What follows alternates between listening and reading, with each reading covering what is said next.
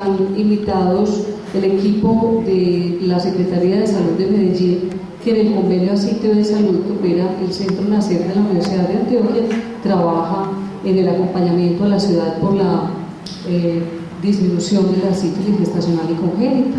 Acá está con nosotros la doctora Liliana Gallego, ginecobstetra, y es experta en todo este tema de sífilis gestacional y congénita, y es una de las integrantes del grupo que desarrolló la guía. Está con nosotros el doctor Camilo Guerra, él es ginecobstetra también del equipo de trabajo en sífilis, la enfermera Marta Cecilia Chavarría, que es también del equipo de las ITS de transmisión perinatal. Está con nosotros el doctor Carlos Julio Montoya, es médico, él es doctor en inmunología y él nos va a acompañar en una parte de la discusión y el debate frente al mito, digámoslo así, de la prueba de sensibilidad a la penicilina, que es un punto de discusión muy importante en esta tarde.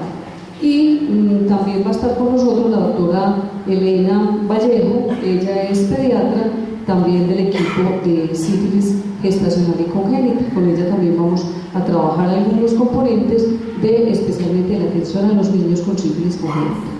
Entonces, no es más, la primera parte va a ser la presentación inicial de las generalidades, de cómo vamos en esta vigilancia, y luego el doctor Carlos Julio va a estar compartiéndonos su experiencia y su conocimiento frente a las pruebas de sensibilidad. Ahí hacemos un pare para que discutamos con el doctor todas las inquietudes, los temores, las controversias que tengamos frente a la prueba de sensibilidad, y continuamos en el resto del tiempo con la doctora Liliana y la doctora Elena hablando ya de los contenidos específicos y de las recomendaciones que tiene la guía, y al final hacemos un cierre con un conversatorio que podemos hacer espontáneamente frente a los contenidos de la guía y a todo lo que se nos viene presentando y lo que esperamos que ocurra en la implementación de esta nueva guía para 2015, porque acuérdense que tenemos un reto muy grande, y es el de disminuir la tasa de sífilis congénita hasta 0.5 por 1000 nacidos vivos. Ese es un reto muy importante de ciudad,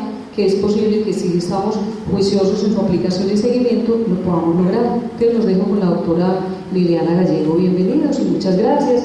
Por allí va a anotar la lista de asistencia. También está con nosotros el doctor Rubén Uribe, es interventor del proyecto, y posiblemente en algún momento él esté tomándoles unas foticos como evidencia del proceso. Vamos a también hacer la grabación para aprovechar, porque los contenidos son de suma importancia y queremos subirlos al canal de YouTube el video. Entonces queremos pues que ustedes sepan que por ese motivo estábamos haciendo la grabación. Muchas gracias. Bueno, muy buenas tardes. Primero quiero agradecer a todos la asistencia. Vamos a empezar entonces. La guía pues realmente es un nombre muy largo, guía de práctica clínica para la atención integral de la sífilis gestacional y la sífilis congénita, y fue publicada o fue lanzada por el Ministerio de Protección Social desde noviembre del año pasado. Actualmente en la página del Ministerio todavía no aparece dentro del listado de las guías, pero si ustedes ponen en Google simplemente guía corta sífilis, está, ¿cierto? Está ya el documento en PDF. Simplemente no lo han publicado, y las razones que da el Ministerio es que hay unos cambios como en los logos que van a aparecer. Esa es la razón que nos han dado por la cual no está todavía en la página, pero ya es, digamos, la versión final, la versión que se está socializando en el país. Bueno, algunos datos que tenemos. Entonces, esto es en el país, en Antioquia y en nuestra ciudad para el año 2014. Arriba estarían los casos de sífilis gestacional.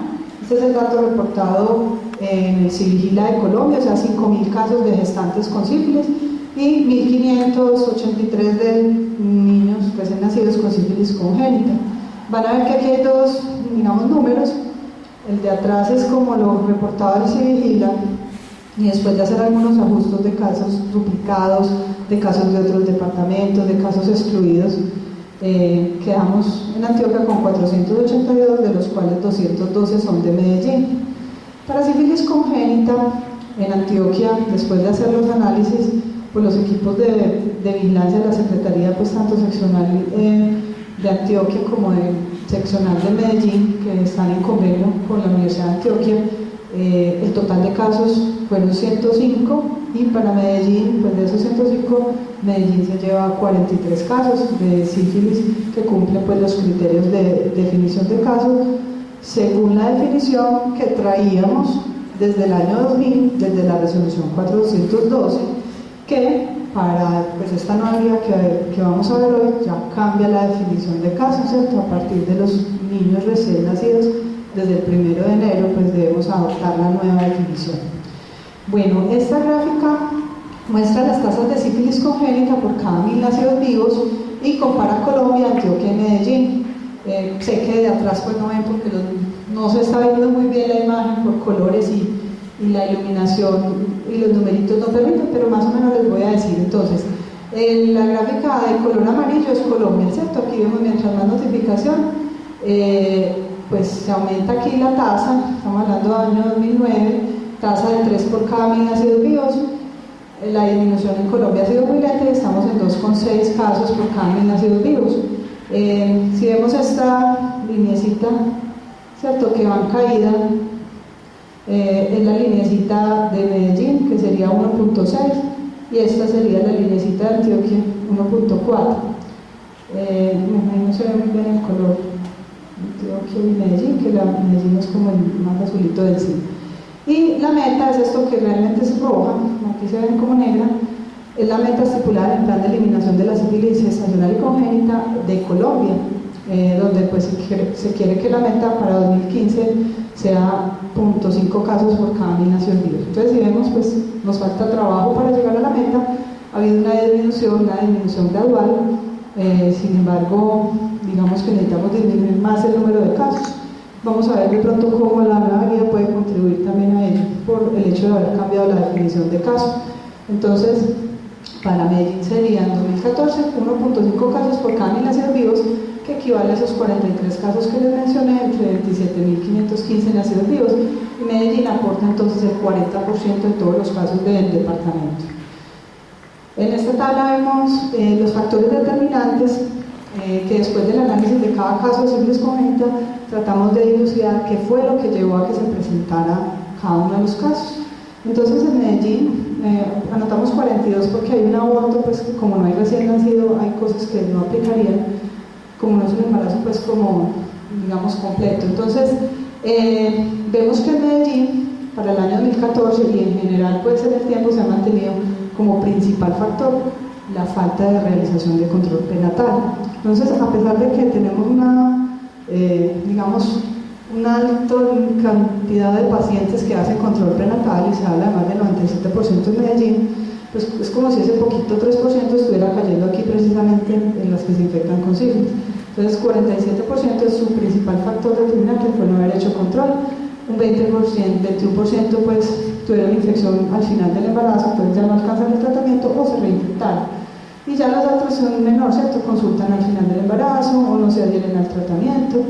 Y de parte del personal de salud, miren que no es despreciable, un casi 12%, ya sea porque o no le mandaron las pruebas o no se adhirieron al protocolo en cuanto a ordenar el tratamiento, o no se verificaron pues, los resultados, etc. Y ya estas son otras causas pues variadas. Bueno, esta es simplemente la carátula de la guía, que es la guía 41 de 2014, y este es el título. Esto realmente es color rosado. Bueno, para recordar algo con respecto a pues quiénes deben asumir la guía, todo el mundo. Resulta que esta resolución, que es la que habla de habilitación de los servicios, dice que las guías a adoptar deben ser las que disponga el Ministerio de Protección Social, o sea, en este caso, pues esta que vamos a presentar. Y que si una institución decide no adoptar la del Ministerio, debe elaborar una guía basada en la evidencia. ¿Con qué metodología? Con una que trae el Ministerio de Protección Social, que es una guía metodológica, es un documento de unas 400 páginas, en el que dice todas las condiciones que debe tener una guía de práctica clínica, entre ellas, pues mostrar la evidencia, o sea, revisar toda la evidencia científica al respecto, hacer estudios de costo-efectividad, hacer evaluación de las recomendaciones con representantes de pacientes. Digamos que eso es lo que pues, puede enredar que todas las instituciones pudieran llegar a ser una guía pues, como de esta calidad. Las guías que está, pues, el trabajo que ha hecho el Ministerio realmente es muy importante y son guías de práctica clínica elaboradas por expertos de diferentes instituciones, dependiendo de quién ganó la convocatoria de la guía, pero son muy confiables en cuanto a la evidencia que está mostrando y las recomendaciones. Bueno, vamos a empezar entonces por las recomendaciones de la guía en cuanto a la parte de sífilis gestacional. Y lo primero, y que pues algo de las cosas novedosas, es la nueva definición de caso.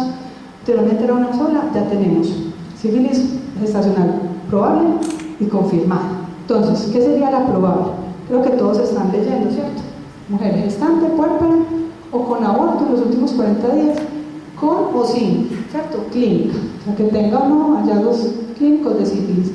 Y menciona, ¿cierto? La úlcera, que sería la primaria, la erupción cutánea en la secundaria, y lo mismo que las palmas, placas en palmas y placas. Y que tenga una prueba rápida treponémica positiva, que no haya recibido tratamiento de acuerdo a su estadio. Entonces, ese sería un caso probable y la guía dice que en todos esos casos debemos pedir la prueba no treponémica, que en nuestro medio la más usual es el BDRL. En muchas partes usan RPR, que es la que más se usa en el mundo. Y esa prueba debe ser reportada en diluciones, o sea, no cualitativa, sino cuantitativa. Esos casos no se notifican al CIVIGIL, o sea, es una prueba inicial de tamizaje, todavía no la notificamos, sino que pedimos la otra. ¿Cuál se notifica? Es lo mismo, pero que ya tenga ambas pruebas positivas, o sea, tanto la rápida como la prueba no treponémica. Y miren aquí algo importante, en cualquier dilución, o sea, no importa si es 2 diles o 4 o 128, lo que sea, cualquier dilución, pero que ambas sean positivas, que no haya recibido tratamiento y que no sea una reinfección, entonces las notificamos al CIVIGIL como un caso confirmado. Algo también nuevo de la guía y es que los expertos definen qué es reinfección, ¿cierto? No es un dato tan fácil de encontrar en la literatura, pero se llegó pues como a este consenso y hay 2 posibilidades para considerar que una gestante se reinfecta. Entonces sería una embarazada o en puerperio, hasta 40 días, que después de haber recibido el tratamiento presentan en el seguimiento lesiones, o sea, clínica nuevamente, o aumento de los títulos. ¿Cuánto? De 4 veces o 2 diluciones por encima de la prueba inicial. Y siempre me gusta pues dar el ejemplo. Si tiene 8, entonces multiplicamos por 4, sería 32, ¿cierto? Eso sería pues el aumento de 2 diluciones, porque de 8 pasa a 16, de 16 a 32. Bueno, y con respecto, esto es muy importante, la prueba inicial, o sea, la prueba con la que se hizo el diagnóstico o con la cual iniciamos el tratamiento. Entonces, bueno, en esta parte sería aumento de los títulos. Y la otra definición de reinfección, o sea, la otra posibilidad que tiene de definirse como reinfección es que los títulos no disminuyan. Pero cómo disminuyen los títulos depende del estadio de la enfermedad. Entonces, en la sífilis primaria y secundaria, que son las infecciones recientemente adquiridas, que son las que más infectan al feto, o sea, son las que más van a llevar enfermedad del bebé, los títulos deben bajar más rápido. Y normalmente es así, son títulos muy altos, pero realmente bajan muy rápido. Y hablan de que después del tratamiento, si en 6 meses los títulos no bajaron 4 veces, podemos pensar en reinfección, entonces sería todo lo contrario. Por ejemplo, tenemos 64, digamos que le dimos el chancro cuando le iniciamos el tratamiento o el brote, entonces si esperamos que le baje 4 veces, diríamos 32, que tendría que bajar a 16 durante el seguimiento, para uno decir que no, ¿cierto? Que estuvo bien tratada y ya. Si eso no sucede, hablamos de reinfección. Bueno, para las latentes, que las latentes es cuando no vemos clínicas, sino que simplemente tienen unos títulos positivos y ya, sin importar si lleva más o menos de un año, se puede demorar ese descenso hasta 12 meses. ¿Por qué recalco? Porque es que el embarazo solo dura 9. Entonces muchas veces en el embarazo no vamos a lograr ver esa disminución. Quizás entonces en muchos casos nuestras gestantes, como la mayoría son clasificadas como latentes indeterminadas, no logramos pues como poder definir pues como o encontrar esa disminución. Lo importante es que más que todo que no aumente. Bueno, ya empezando como tal con las recomendaciones, son 19 recomendaciones y las, digamos, son 4 de los contactos y las 4 últimas son de sífilis congénita. Vamos a empezar entonces con la parte estacional.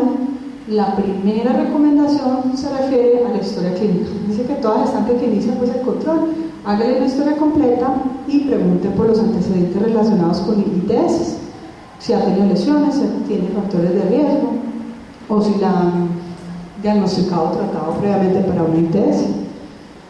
Bueno, esa sería una recomendación fuerte a favor. Bueno, quería hacer un paréntesis con respecto, siempre van a ver la recomendación aquí y van a ver el grado, pues el grado de recomendación y la calidad de la evidencia. Y como van a ver, la mayoría de recomendaciones en sífilis son de evidencia muy baja. ¿Por qué? Porque es la evidencia científica que hay, porque no hay estudios aleatorizados, controlados, porque llevamos usando la penicilina como a forma masiva como después de la Segunda Guerra, sin embargo, así sigue siendo efectiva, el troponema no resistente, y no hay otros ensayos que hayan mostrado, digamos, beneficios de usar otros medicamentos o que algo sea mejor que la penicilina. Sin embargo, pues se califica él según los estudios y por eso, como no son estudios, digamos, con la estadística de aleatorio, controlado, etcétera, van a ver que es muy bajo y sin embargo hay una recomendación fuerte basada no solo en la calidad, sino en lo que dicen los expertos, lo que dicen los pacientes, lo que dicen los estudios de costo-efectividad. Bueno, la recomendación 2, y esto es algo muy novedoso, es en todas las estantes usar las pruebas toponómicas rápidas en el sitio de atención, o sea, donde le hacen el control prenatal durante su primera consulta de control prenatal para diagnosticar pues, si es un caso probable. Fuerte a favor, y si ustedes ven, esta es la única recomendación que vamos a ver que tiene una calidad de evidencia alta. O sea, hay muchos países, sobre todo los que tienen pues, tasas de sífilis muy altas, que se están adhiriendo a usar prueba rápida. Bueno, la tercera recomendación es una recomendación fuerte en contra, o sea, recomienda no hacerlo. ¿Qué no hacer? Prueba de alergia a la penicilina. Entonces, paciente que su prueba rápida fue positiva, no le realice la prueba. ¿Qué tiene que hacer en vez de hacer la prueba? Una buena historia, buscando si ha tenido sífilis o si le han aplicado penicilina por otras razones, por una amigdalitis, por un vértigo o algo pues que ella recuerde que le hayan aplicado penicilina. Y preguntar, ¿cierto? Que si se le aplicaron, tuvo alguna reacción. Y básicamente el enfoque es a buscar reacciones graves de hipersensibilidad. Bueno, y aquí le quiero dar la palabra entonces al doctor Carlos Julio Montoya, que muy amablemente nos acompaña, para que ampliemos pues, como todo este concepto de la prueba.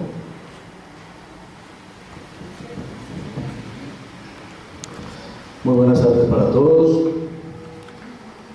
La intervención mía va a tratar con ustedes de resolver la siguiente pregunta, tan pertinente para lo que es la aplicación de esta guía de atención integral de la sífilis gestacional congénita. La pregunta entonces que vamos a tratar de resolver es: ¿son necesarias las pruebas cutáneas para evaluar la alergia a la penicilina en un programa de atención integral de la sífilis gestacional y congénita? Si al final de mi intervención los convenzo y les doy argumentos para responder adecuadamente esta pregunta, creo que logro el objetivo. Para responder la pregunta global, voy a empezar tratando de responder unas preguntas más específicas. La primera es: ¿qué tan frecuente es la alergia mediada por inmunoglobulina E a la penicilina en la población general? Y hago énfasis en mediada por inmunoglobulina E porque las reacciones de hipersensibilidad a medicamentos, en particular a la penicilina, que tanto miedo nos dan a nosotros, son aquellas mediadas por inmunoglobulina E. Y en particular, una manifestación clínica de esta forma de hipersensibilidad inmediata que se llama la anafilaxia, o el famoso choque o el colapso cardiovascular.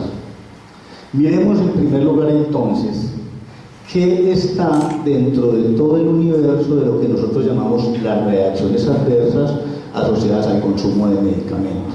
Como ustedes pueden ver ahí, todos los individuos que consumimos diversos medicamentos, en algunas ocasiones podemos presentar algunos efectos indeseables asociados a ese consumo. Una parte de esas reacciones ni siquiera tienen relaciones con el medicamento. A veces son reacciones vasovagales, reacciones de ansiedad o reacciones que se deben a las enfermedades infecciosas o diferentes enfermedades para las cuales estamos tomando los medicamentos, y por experimentar fiebre, por tener un brote, por tener náusea o vómito, nosotros pensamos que eso es debido al medicamento y puede ser debido a la enfermedad. Las reacciones que verdaderamente están relacionadas con el medicamento, lo que llamamos ahí RAM, reacciones adversas a los medicamentos, son fundamentalmente de dos grupos. Las que nosotros llamamos como previsibles, que son la gran mayoría, más del 80%, y que fundamentalmente están relacionadas con la dosis y se puede presentar en cualquier individuo, y las imprevisibles, o sea, reacciones adversas a medicamentos que nunca podemos sospechar que se van a presentar. Generalmente suceden en individuos susceptibles, susceptibilidades genéticas de diferente índole, no solamente alérgicas, también algunas variantes enzimáticas que hacen que nosotros toleremos mejor o peor un medicamento. Dentro de las reacciones imprevisibles, que son alrededor del 20%, ahí tenemos unas que son no mediadas por mecanismos inmunológicos y un subgrupo de las que son mediadas por mecanismos inmunológicos.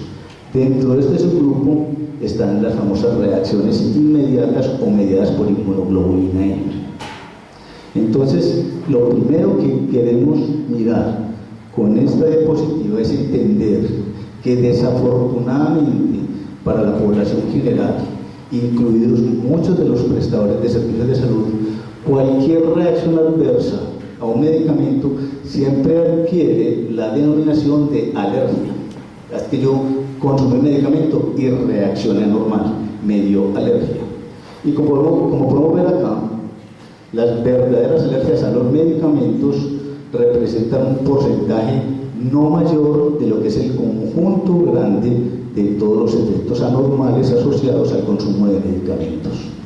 Y en particular, las reacciones adversas a medicamentos de carácter alérgico solamente representan entonces entre un 6 a un 10% del total de las reacciones adversas a los medicamentos. Y de esas reacciones alérgicas, recuerden que solamente una parte son mediadas por inmunoglobulina E. Es lo que nosotros conocemos como las reacciones inmediatas. Esto es muy importante que lo tengan claro, porque el lapso entre la presentación de las manifestaciones clínicas asociadas al consumo de medicamentos y la aparición de los síntomas es altamente variable.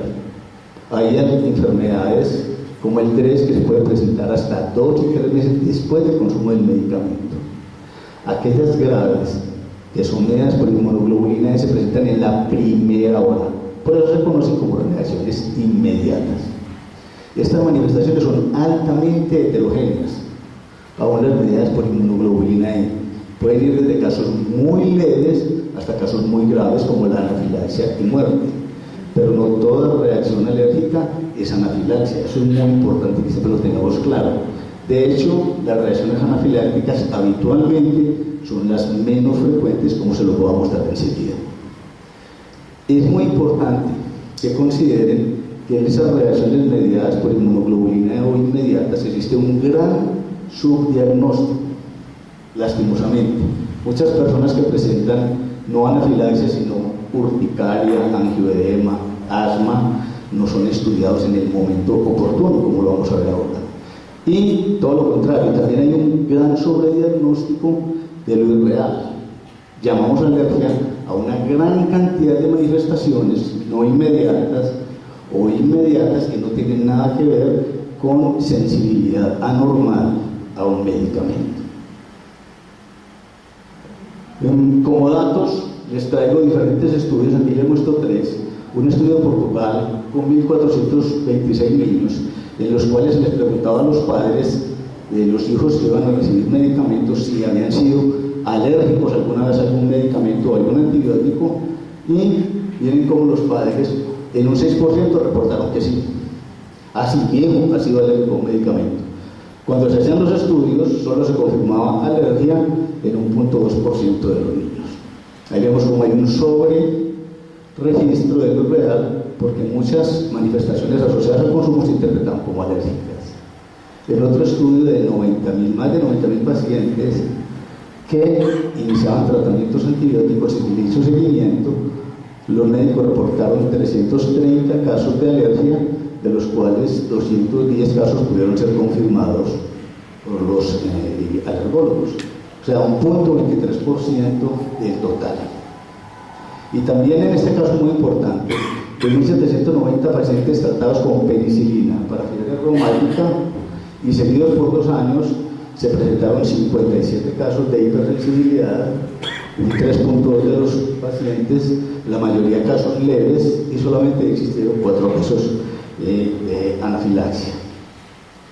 En general, lo que se acepta en la literatura médica especializada, en los expertos alergólogos, es que las reacciones adversas a las penicilinas pueden girar alrededor del 2% de los tratamientos, y generalmente se presentan en personas que han sido o que han estado expuestas repetidamente a las penicilinas. La mayoría de estas reacciones son leves y solo muy escasamente llevan a reacciones anafilácticas o a muerte. Muchas de esas reacciones alérgicas, recuerden que no son mediadas por inmunoglobulina E. Las penicilinas también pueden producir enfermedades mediadas por inmunoglobulina G, por inmunocomplejos o también reacciones de hipersensibilidad retardada. Las medidas por inmunoglobulina E no son las más frecuentes.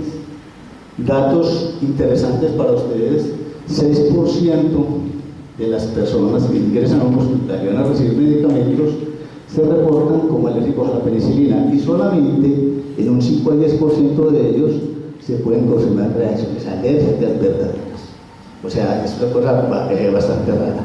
En la población general, alrededor del 90% de las personas que se dicen alérgicos a la penicilina no lo son, y están perdiendo la oportunidad de tener tratamiento con un antibiótico excelente. Y las reacciones anafilácticas ocurren en 1 de cada 5 a 10.000 casos de tratamientos administrados. La mortalidad es de 0.15 a 0.02%, es decir, una muerte por cada 50.000 a 100.000 personas en tratamiento.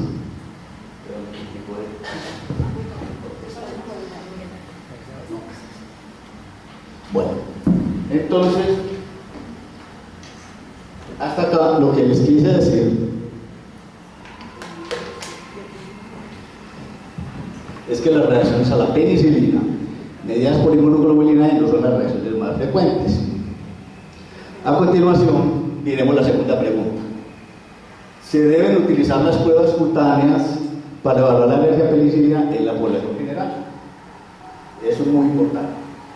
Recuerden que este programa lo que está tratando de mirar es si en un programa de población general que tiene afección de sífilis es necesario aplicar una prueba antes del tratamiento. Con mucho respeto, nosotros podemos hacer las siguientes preguntas a una persona que esté sugiriendo que a todo paciente que se le va a poner penicilina hay que hacerle pruebas cutáneas. Esas preguntas son: en una persona sintomática se le solicitan pruebas de alergia a aeroalergenos para predecir si de pronto cuando se expone a un polen, a una gramínea, puede hacer una crisis asmática. O una persona que va a un restaurante y pide comida de mar, a esa persona antes de servirle el plato se le hacen pruebas de sensibilidad a los camarones o a los mariscos. O más simple todavía, a nuestros estudiantes que van a ingresar a veterinaria o zootecnia, para poder admitirlos le hacemos pruebas de sensibilidad a secreciones de quinos.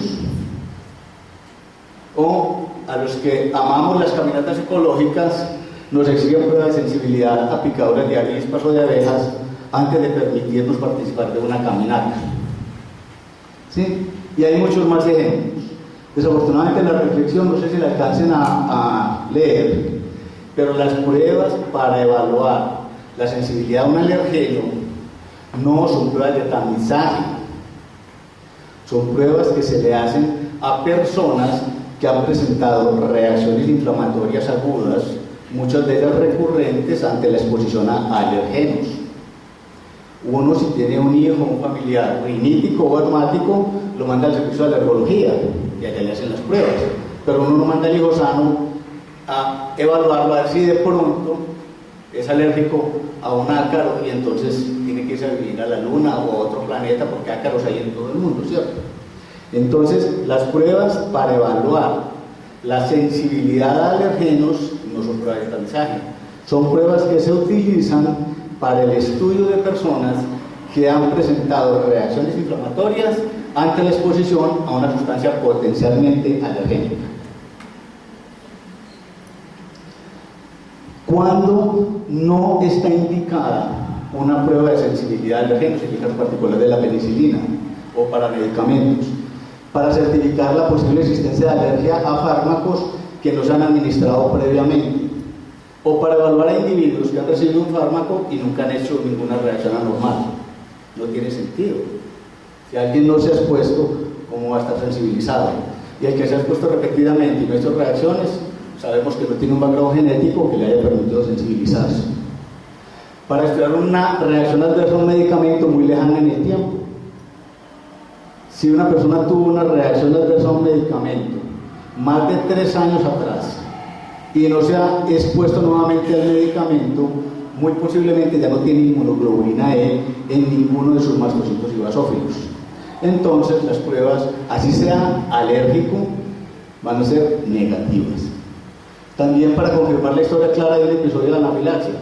Si a alguien le da anafilaxia luego de un medicamento, 4, 5, 10, 15, 20 minutos después de un medicamento, esa es la prueba de que es alérgico. No se ponga a buscar otra anafilaxia haciéndole las pruebas de sensibilidad. Y para evaluar reacciones a medicamentos de composición desconocida. Vengo a que me hagan pruebas para un antibiótico. Yo no sé qué antibiótico fue, pero fui alérgico, hágame una prueba.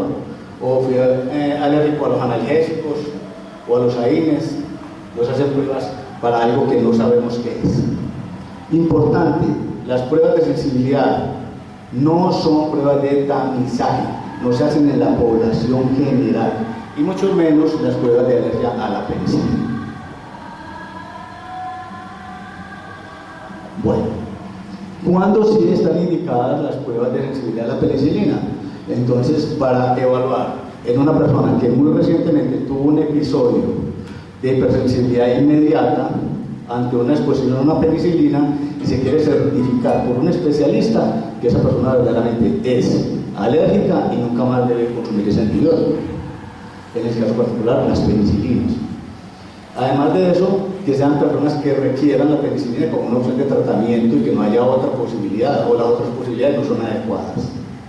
Pero muy importante, siempre y cuando además estén disponibles los reactivos adecuados, el personal adecuado y los medios de reanimación posibles. Es decir, que contemos con unidades especializadas de alergia para eso. Aquí no hay sino una en la ciudad de Medellín, aquí en la IPS universitaria que yo conozco ahí en Colombia, poquitas. Entonces realmente es muy raro que uno verdaderamente necesite realizar en un individuo una prueba de sensibilidad a la penicilina.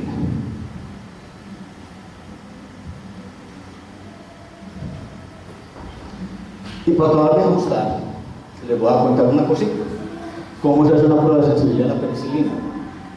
La penicilina, las penicilinas, perdón, es un grupo amplio de medicamentos, tienen unos anillos beta-lactámicos supremamente inestables y una vez entran a nuestros tejidos empiezan a romperse y generan radicales que interactúan con nuestras proteínas. En particular, la gran mayoría de radicales, que se llaman radicales sobreterminantes mayores, interactúan con nuestras lisinas, las lisinas de nuestras proteínas. Eso es lo que llaman los determinantes mayores. Algunas otras, al romperse, generan grupos carbonilo y carboxilo que interactúan con nuestras amidas, son los famosos determinantes menores. Pues si uno fuera a hacer pruebas de alergia a la penicilina, tendría que utilizar una mezcla de determinantes mayores y determinantes menores. No se consiguen casi en Colombia, solo para grupos expertos, difícil consecución en el mundo. Es decir, en forma simplista, No tenemos una forma expedita de hacer en forma masiva en la población general pruebas de sensibilidad a la penicilina, porque no tenemos reactivos para hacerlo. Solamente lo tienen los grupos especializados, centros de alergia muy especializados. ¿Especializados en qué? En estudiar las verdaderas reacciones susceptibles de ser mediadas por las penicilinas. Entonces, para que una prueba de penicilina sea de calidad, se debe hacer con determinantes mayores y menores. No se puede hacer con el compuesto que se va a aplicar.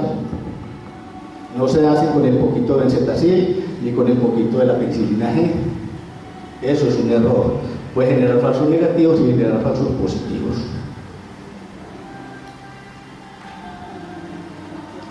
¿Cómo se evalúa entonces en la población general si una persona es alérgica a la penicilina o no? El verdadero tamizaje es la historia clínica. Ese es el verdadero tamizaje. Entreviste a la persona, mire si tiene verdaderos antecedentes o no. Y existen las pruebas in vivo y las pruebas in vitro, que ya les comentaré. El tamizaje debe ir orientado a qué edad presentó la reacción, cómo fue la reacción, si realmente presentó manifestaciones de hipersensibilidad inmediata, angioedema, urticaria, asma, anafilaxia.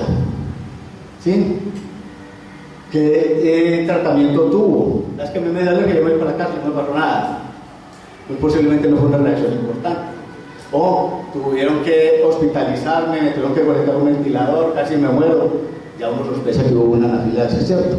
Entonces, la historia clínica es definitivamente lo que le marca a uno la pauta en población general para definir si una persona tuvo un antecedente verdaderamente importante relacionado con una reacción anormal de hipersensibilidad a las penicilinas.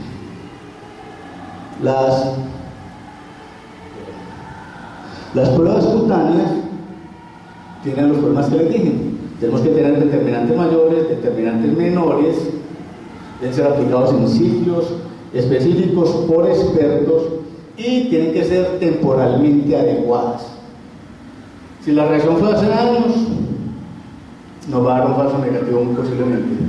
Y si la reacción fue hace 2 o 3 días, nos va a dar un falso negativo también posiblemente porque se agotaron los mediadores de los mastocitos y basófilos. Deben realizarse habitualmente de 4 a 8 semanas después de la reacción alérgica.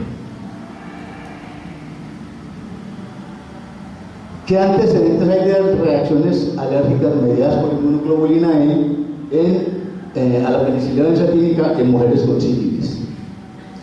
Este estudio, publicado en el año 2013, hizo una revisión sistemática de todos los informes que hay en la literatura médica de uso de penicilina benzatínica en población general.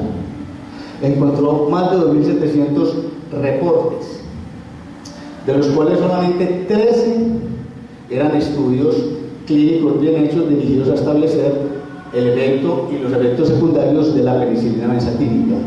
Y en 5 de esos estudios se evaluaron la efectividad y las reacciones adversas en mujeres gestantes con sífilis, 1.244 mujeres. Los 3 estudios tenían más de 3 millones de personas.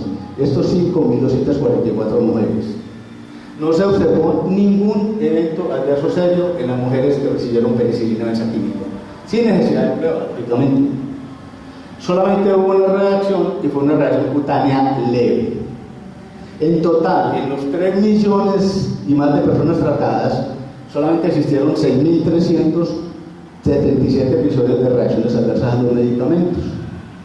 El riesgo absoluto de eventos adversos fue del 0.169%. 54 casos de anafilaxia para un riesgo absoluto del 0.002% y 4 pacientes fallecieron.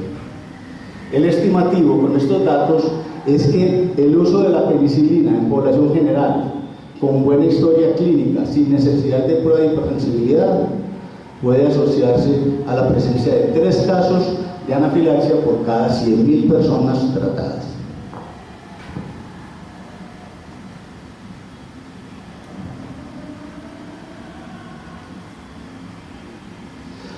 ¿Cuál es la propuesta entonces? Evaluar por una anamnesis dirigida los antecedentes de reacciones inmediatas Si hay reporte de alguna reacción adversa a medicamentos, hacer una historia amplia tratando de definir si se puede asociar esa reacción reportada por el paciente a una hipersensibilidad inmediata. Ahí está el algoritmo, es lo que llamamos una guía racional para la administración de penicilina en un programa de atención integral. A todas las gestantes que requieran penicilina, se les interroga si hay antecedentes de una reacción adversa a penicilinas. Si no hay, ponga tranquilo la penicilina benzatínica y observe al paciente 30 minutos.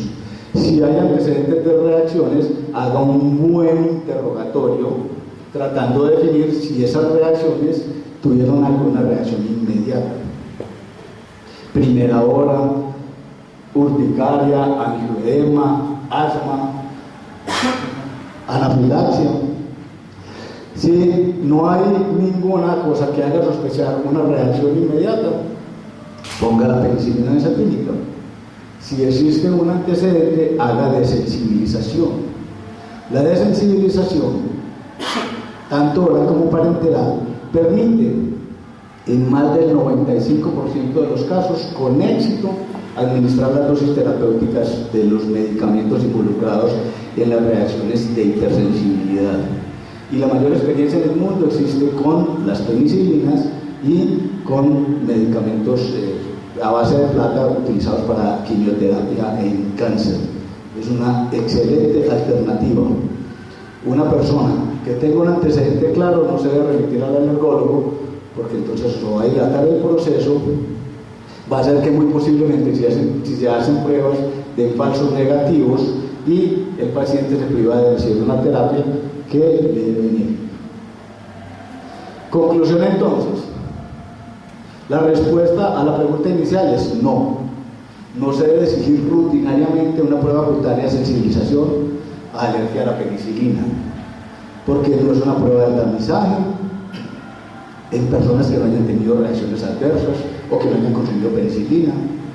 Es solamente para personas que hayan tenido reacciones muy sugestivas de una reacción inmediata a penicilinas. Debe practicarse por personal entrenado en lugares específicos con todo el ambiente para hacer reanimación y tener los reactivos, los determinantes mayores y menores. Es decir, no tenemos forma de hacer de forma sistemática y por población general pruebas de alergia a la penicilina. No hacer pruebas con los medicamentos que se van a administrar porque no tienen directamente ni determinantes mayores ni menores y generan falsos positivos y falsos negativos. Quedo entonces abierto a las preguntas que tengan al respecto. Me cuentan en qué no los convencí y en qué sí.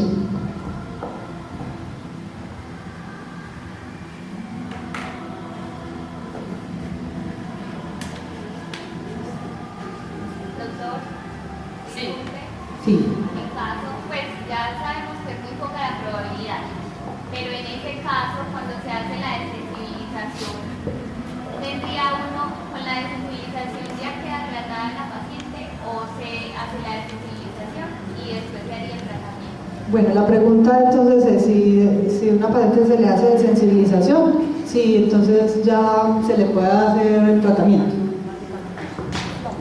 La desensibilización tiene diferentes rutas para hacerse. Se puede hacer por vía oral, se puede hacer por vía parenteral subcutánea, intradérmica, también por una vía venosa. La idea es entonces empezar desde dosis muy bajas a administrar en forma secuencial y en cortos intervalos de tiempo dosis crecientes del medicamento hasta adquirir la dosis full. O sea que la desensibilización debe terminar cuando ya el individuo se entregó toda la dosis del medicamento. En este caso, como es una dosis, ¿sí? Lo que ustedes están aplicando, excepto que tenga una secundaria que son 3 dosis. En este caso, la desensibilización debe terminar aportando la concentración o los miligramos o las unidades internacionales, como ustedes lo midan, totales del medicamento que la paciente debe recibir como tratamiento. Porque es que la desensibilización usted la puede llevar eternamente en el tiempo. Es un estado de tolerancia inducido por la dosis escalada del medicamento. Entonces hay pacientes que requieren recibir aspirina de por vida y se desensibilizan y siguen tomando aspirina de por vida. En este caso, si usted termina el proceso de sensibilización con la dosis full y tiene que aplicar el medicamento a los 8 días, debe volver a iniciar el mismo proceso, porque la desensibilización se pierde cuando la persona interrumpe el medicamento por 24 o 48 horas. Y como le digo, entonces, para ser más concreto, debe terminar con la dosis total del medicamento que la persona debe recibir como tratamiento.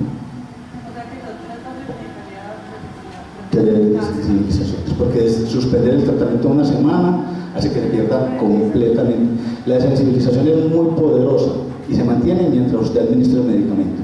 Cuando usted suspende el medicamento, tiene que hacer desensibilización nuevamente. El caso específico son, por ejemplo, la quimioterapia para el cáncer.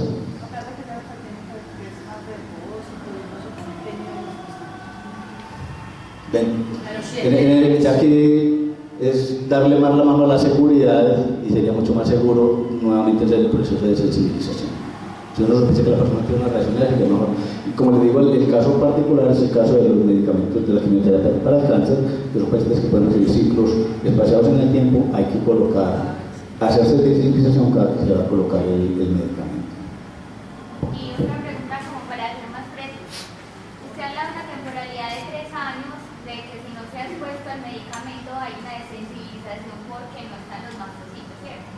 En este caso, si la paciente tuvo en la infancia una verdadera reacción anafiláctica, lo tomo como si fue, o sea, como si no estuviera sensibilizada en el momento, o ya queda como antecedente de una verdadera alergia. ¿Me hago entender? O sea, en la infancia tuvo una verdadera reacción. Una niña a los 5 años con amigdalitis le pusieron un benzetacil y hizo una reacción anafiláctica. Quedó registrada que a los 5 minutos hizo el colapso vasovagal, requirió reanimación y todo eso. Y ahora la tienes a los 15 años con una prueba positiva, una prueba rápida para sífilis, es una gestante adolescente y tiene una sífilis y necesita tratamiento. Ese antecedente clínico claro de una reacción anafiláctica amerita inmediatamente hacer desensibilización.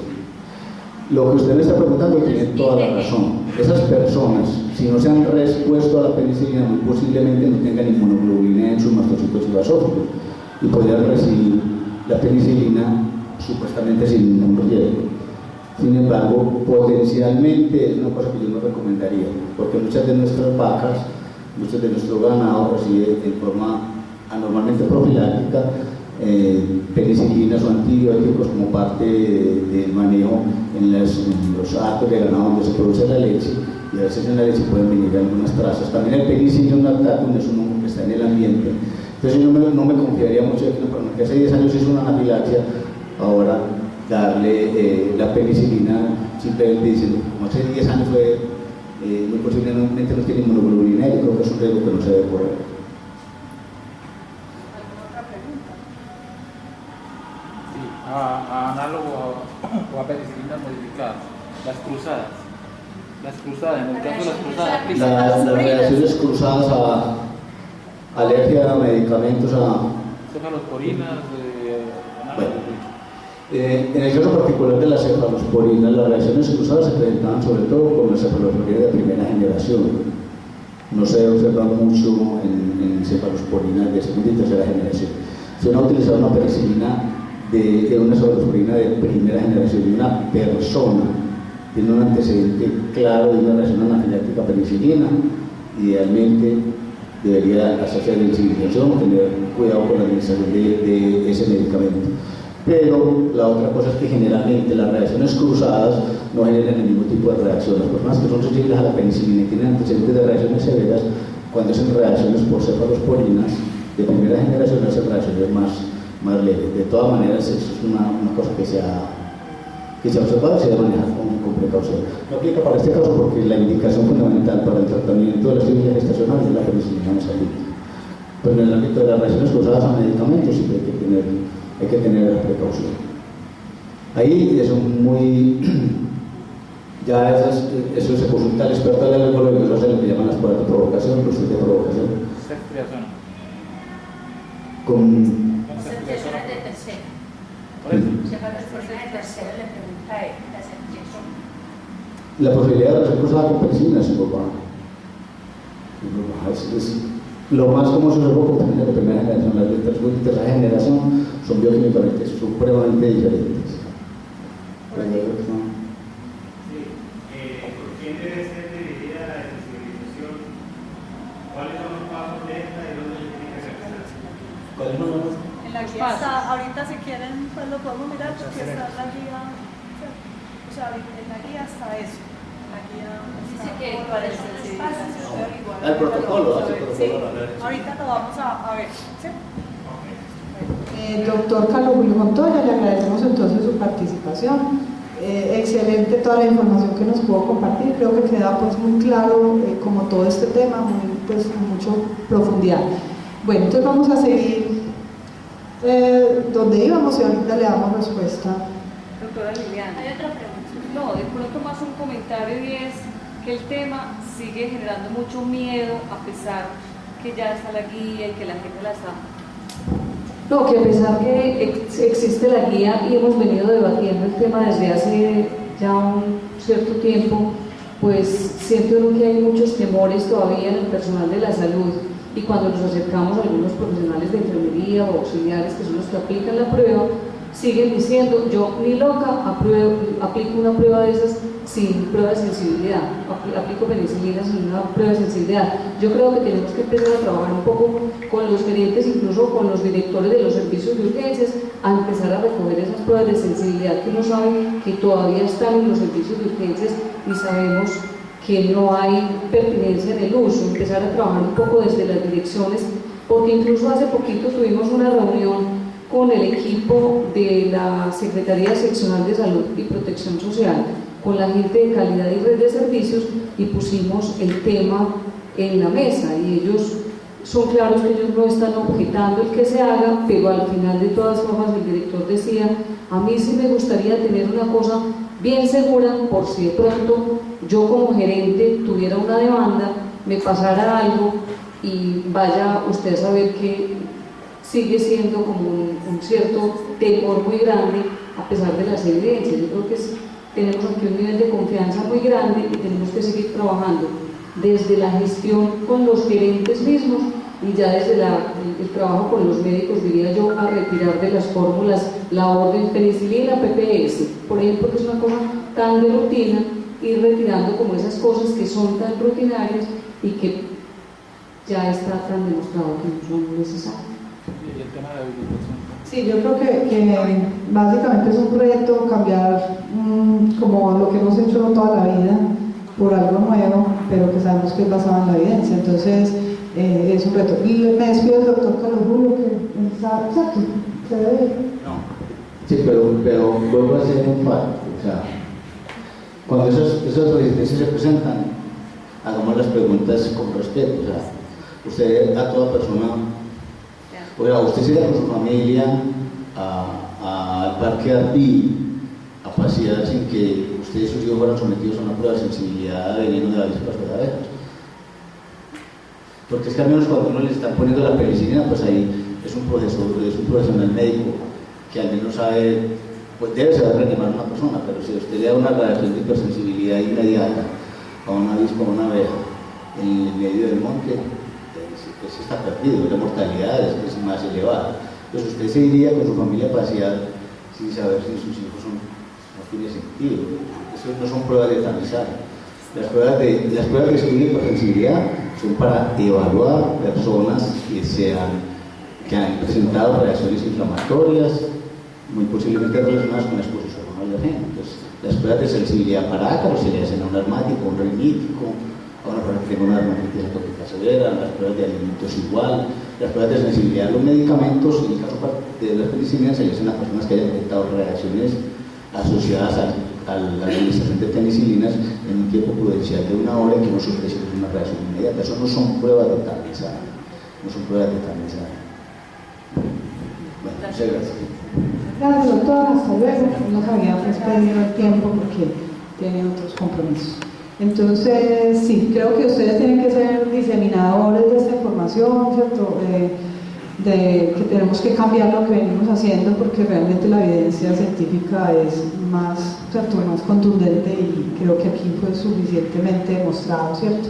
Entonces hay que empezar también pues por los gerentes, pero también a nivel del personal de salud, médicos y enfermeras, pues no debemos hacer más pruebas de alergia, creo que quedó pues bastante claro.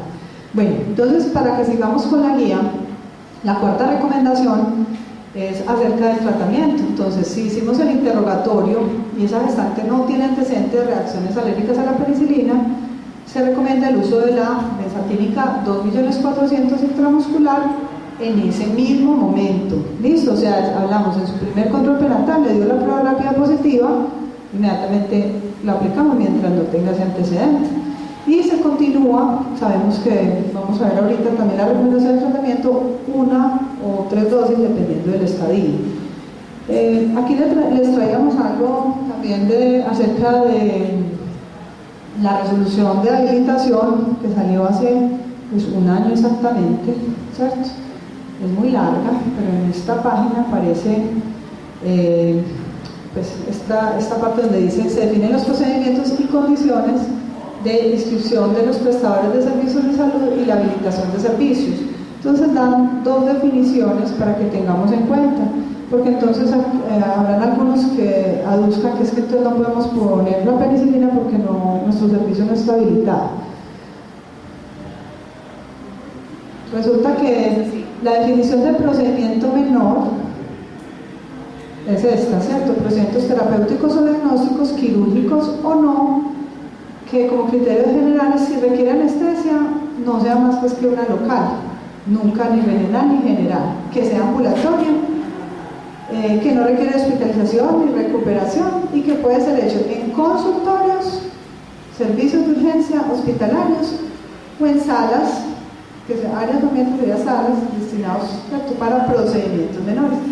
Entonces, la inyección de una penicilina benzatínica se considera un procedimiento menor. Y según esta misma resolución, que es un área de procedimientos menores, un lugar físico limpio, no necesariamente tenga una barrera física, que esté en un consultorio de enfermería, un consultorio de terapia o de medicina general o de medicina especializada, donde se realizan procedimientos menores, ¿cierto? O sea, básicamente cualquier lugar donde tengamos un consultorio, habilitado un consultorio de medicina, se pudiera colocar penicilina, ¿cierto? No necesariamente necesitaríamos un servicio de urgencias. Entonces, en el sitio del control prenatal, que es un consultorio, estaríamos habilitados para aplicar la penicilina, o pues, en el consultorio de la enfermera. Bueno, la siguiente recomendación es acerca de lo que ya decía la definición, ¿cierto? Que si la prueba rápida dio positiva, inmediatamente realizarle la no treponémica en diluciones, o sea, cuantitativas. Sin embargo, miren que aquí el resultado no necesitamos que sea urgente, ya, no. El resultado puede ser visto en la siguiente cita del control prenatal.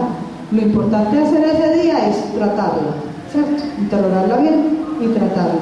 Pedirle esta prueba, pero verla después. No, eso se ve oscuro. Básicamente, la recomendación 6 es acerca del tratamiento. Esto no ha cambiado, ¿cierto? La evidencia muestra que seguimos tratando la sífilis como la venimos tratando toda la vida. Una dosis de 2.400 en los estadios tempranos. ¿Cuáles son los tempranos?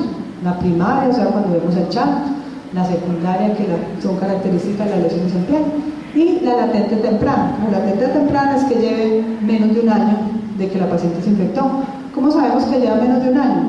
Desafortunadamente, con los títulos no podemos saber. O sea, el hecho de que tenga títulos altos generalmente se asocia a infecciones tempranas, pero no es criterio. Tiene que tener o clínica, o haber tenido que ella relate la clínica, o la pareja la clínica, o haya iniciado vida sexual en el último año y entonces ahorita tengo una serología reactiva, o tenemos una serología previa negativa de un embarazo anterior, etcétera, antes de 1 año, y podemos decir, listo, esta es una infección de menos de 1 año. Esa con una dosis para la madre sería suficiente. Y las otras, que serían las latentes tardías, o sea, más de 1 año, o indeterminada, en la que no sabemos cuánto lleva de infección, y las terciarias, que realmente son raras, las de compromiso pues cardiovascular o los gomas sifilíticos, esas serían entonces las de 3 dosis. Entonces, bueno, ya vieron, recomendación fuerte a favor, pero evidencia muy baja. Y seguimos usando penicilina porque es lo que sirve, a pesar de que la evidencia, la calidad, pues ya lo mencionamos. Bueno, creo que esto quedó muy claro con todo lo que dijo el doctor, lo repitió muchas veces, creo que eso hace que lo vamos a recordar, ¿cierto? En la repetición se basa también el aprendizaje, ¿cierto? Entonces, la que tenga una gestante, pues, con sífilis gestacional, que tenga la historia de alergia o ese antecedente de que sea una reacción tipo 1, ya dijimos mediada por IgE y estas que el doctor les mencionó, se le debe aplicar la penicilina. No le dice de la transfusión, se le debe aplicar la penicilina, pero hacerle la desensibilización. Bueno, la siguiente recomendación, entonces, o sea, más en esa misma recomendación habla de cómo se hace la desensibilización. La desensibilización aparece en una tablita, eso no nos lo vamos a aprender, eso simplemente lo deben tener disponible en los servicios de urgencias. En esa tablita aparecen 3 diluciones distintas que se hacen con la penicilina B, que es la penicilina oral, el jarabe de penicilina, ¿cierto? Y son 3 diluciones con agüita. La última, digamos en la última dilución es la que se da el jarabe puro, pues como viene, y la dosis máxima de ese puro son 8 centímetros. Son 14 tomas, se dan cada 15 minutos. Ese proceso de sensibilización se demora unos 3 horas y 45 minutos.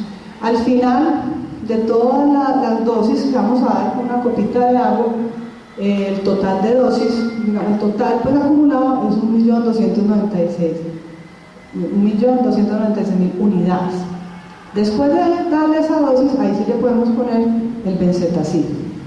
Listo, y como nos había explicado el doctor, si ella requiriera 3 dosis, entonces tendríamos que hacerlo cada semana, ¿cierto? Cada semana.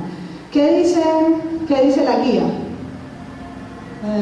Bueno, que para hacer esa desensibilización, la IPS-OS debe tener equipo básico de reanimación cardiopulmonar. No le están diciendo que lo haga en UCI, pues respondiéndole ayer la pregunta al doctor, que lo haga un alergólogo, que tenga intensivista a bordo, que no. Le están diciendo que tenga un equipo básico. ¿Qué quiere decir? Que tenga medicamentos, que tenga un tubo, un ambú, si le hiciera una reacción anafiláctica severa. Lo importante tener en cuenta aquí es que ese esquema de sensibilización es seguro. ¿Para qué? Para que no le tengan miedo, precisamente para eso se hace. Es un esquema seguro que lleva a que la paciente se le pueda aplicar la penicilina. Y es raro que durante esa desensibilización hagan pues una reacción severa, ¿cierto? O sea, para eso lo estamos haciendo, para que no les dé la reacción.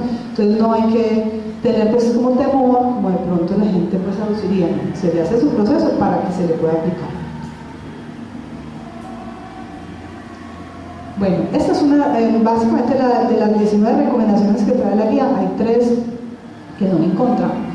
Ya vimos, la de no hacer prueba de alergia, y esta sería la segunda, es no usar macrólidos, ¿cierto? Ya habíamos quedado muy claro, si les da penicilina, no se les da otra cosa. Los macrólidos, por ejemplo, de eritromicina, no atraviesan la placenta, entonces no le va a evitar al niño la sífilis congénita.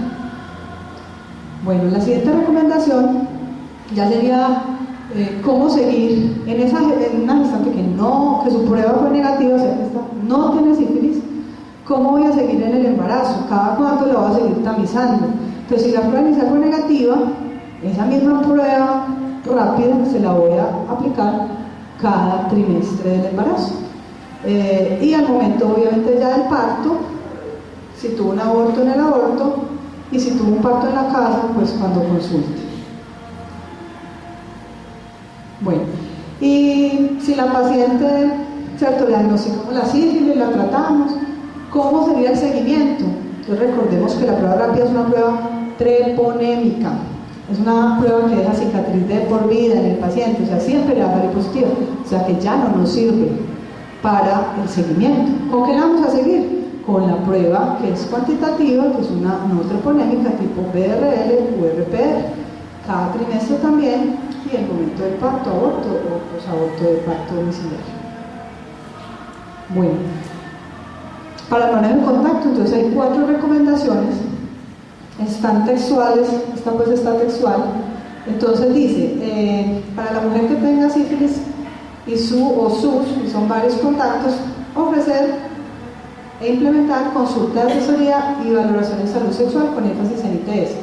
Esto lo toman también de la guía de práctica clínica para el manejo sindrómico de las infecciones de transmisión sexual, que fue publicada antes, ¿cierto? En junio de 2013, que propone pues que los pacientes sean atendidos, ¿cierto?, en una consulta para ITS, en un ambiente adecuado, y que con ellos tengamos en cuenta la resolución 769, que es aquella que actualiza la guía de planificación familiar y que en la partecita de condones dice que los pacientes con ITS, incluyendo VIH o cualquier otra ITS, pues hay que darles los preservativos, que son 10 al mes, y se les pueden dar cada 3 meses. Bueno, en cuanto a la parte de notificación, y notificación es básicamente cómo informarle a ese compañero, y la captación por las instituciones que están prestando servicios dice que es donde la paciente, la gestante, es atendida. ¿Listo? O sea, una vez manejamos la mamá, nos encargamos también del compañero, porque si no, pues el problema no lo vamos a acabar nunca. El problema de los contactos es un problema de todo el mundo. Si no logramos disminuir la sífilis en población general, no vamos a poder acabar con la sífilis congénita, ¿cierto?, gestacional y congénita. La guía que propone que lo tratemos de pues, traer al sistema a través de una tarjeta de notificación, un papelito, una fichita, como que se la entreguemos a la señora y ella se la entregue a su vez a él, diciéndole que por favor pida cita, ¿cierto?, que por favor asista. En ese caso sería motivar la asistencia de él a una consulta de él. Otra cosa es que la acompaña al control prenatal, y muy bien, y si la acompaña, bueno, pero si él viene aparte, pues obviamente sería en un ambiente idóneo, privado con él, lograríamos obviamente mucha mejor información y lograríamos tratar. Bueno, si el compañero no va, ¿qué hacer? Hablar con la gestante a ver qué hacemos. A ella qué se le ocurre, cómo manejar la situación. Sabemos que en nuestro medio hay mucha violencia intrafamiliar, y un diagnóstico de sífilis o de cualquier ITS, pues en general pues va a generar muchas dudas con la pareja, infidelidad, etc. Entonces es muy importante saber ella qué piensa y cómo vamos a hacer para contactar. Básicamente en la guía de ITS, cuando hay úlcera, el contacto, digamos, se propone dar el tratamiento expedito, pero en la guía de sífilis gestacional no habla del tratamiento expedito. El tratamiento expedito es hágale la fórmula al compañero. Quizás aquí, pues por el hecho de ser penicilina o por el hecho de que pues tratemos de traerlo a la consulta, pues no hablan de tratamiento expedito, sino de motivar la asistencia. Sin embargo, digamos, eso es otra propuesta, pues, el tratamiento expedito. Bueno, esta es la otra recomendación en contra, que es que a los contactos no le vamos a hacer pruebas diagnósticas, o sea, no le vamos a pedir el PDR-VIH. Esto es una recomendación que favorece que hagamos tratamiento. ¿Qué necesitamos? Como medida de control de salud pública, tratar a los compañeros. Entonces muchas veces cuando hacemos pruebas, a veces le da negativa, es muy frecuente. ¿Por qué? Porque el PDR muchas veces se negativiza después de los tratamientos. Entonces si ellos se trataron por su cuenta, nunca le contaron a la mujer que tuvo la enfermedad o recibió penicilina por otra cosa y quedó tratada, pues le va a salir negativo. O si él tiene un efecto prosona, realmente tiene muchos títulos, pero la prueba falsamente es negativa, pues tendríamos que hacer deducciones, entonces no nos damos cuenta con una prueba cualitativa. O que él esté en periodo de ventana inmunológica, ella haya desarrollado títulos y él no todos desarrollamos títulos al mismo tiempo después de la infección. O que efectivamente, como piensan la mayoría de las personas, tiene otro, ¿cierto? Sea otro compañero. Entonces, básicamente la guía lo que recomienda es no le haga prueba al compañero, trátelo. Obviamente, si él ya asiste a consulta, ya usted discutirá con él qué hacer, ¿cierto? Porque ya lo tiene él, ya va a identificar sus factores de riesgo, si realmente notó pues algún síntoma, etcétera, y definir con él eso. No es que se le niegue, sino que básicamente la guía no lo haga pues de rutina. ¿Cómo los vamos a tratar a los contactos? Con 3 dosis, ¿cierto? Si ellos son alérgicos, como ellos no son mujer en embarazo, a él sí le podemos dar tetracyclina. Obviamente aquí la herencia es mucho más difícil, pues con 14 días, más fácil pues colocar 3 inyecciones, pero bueno, en ellos no digamos que hacemos la desensibilización que haríamos en la mujer, sino que podemos tener un tratamiento alternativo. Bueno, básicamente les traemos textual foto pues de la circular del Instituto y del Ministerio de Protección Social de 2011.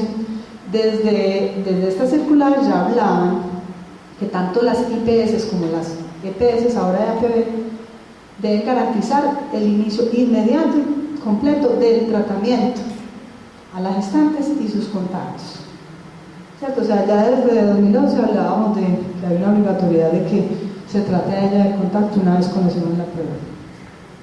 Bueno, ¿qué hacemos con las reinfecciones? Que ya vimos la definición, le damos 3 dosis. Aquí cualquiera pudiera decir, pero es que si reinfecta es como una nueva infección que adquiere, ¿por qué no se le da una dosis? Bueno, es difícil a veces determinar pues como realmente eso. El hecho es que ya dijimos, los títulos aumentan o no disminuyen como debería, le debemos dar 3 dosis para estar pues seguros, que son necesarias para la madre. Bueno, aquí terminamos la parte estacional. Invito a la doctora Elena Vallejo para que continuemos con las recomendaciones, definiciones y recomendaciones de la parte de congénita.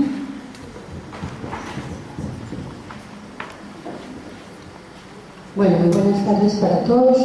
Vamos a hablar entonces de lo que es la sífilis congénita, y esta diapositiva es para sensibilizarlos a ustedes de todas las dificultades que puede tener el feto en el útero cuando la mamá no es tratada de una manera adecuada. Entonces tenemos que el niño puede tener patología en piel. Esto es como muy patognomónico, se encuentra en palmas y en plantas, usualmente lo buscamos. Este es el niño que tiene la rinorrea mucopurulenta, que es rica en treponemas. Este es el niño de peso bajo, que definitivamente estos niños son los que más mortalidad tienen, inclusive en el útero. Y la neumonía alba, el niño prematuro, la patología hematológica en el niño que más tarde hablamos, y la patología ósea. Aquí nos estamos mirando lo que es el compromiso hepático, que es uno de los más importantes y que se produce más tempranamente.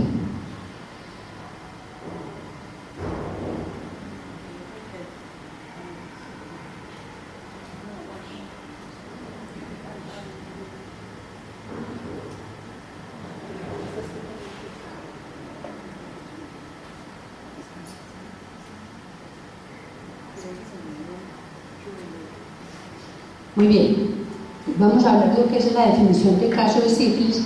Esta no ha cambiado mucho, pero sí tenemos un punto muy importante que tenemos que tener en cuenta.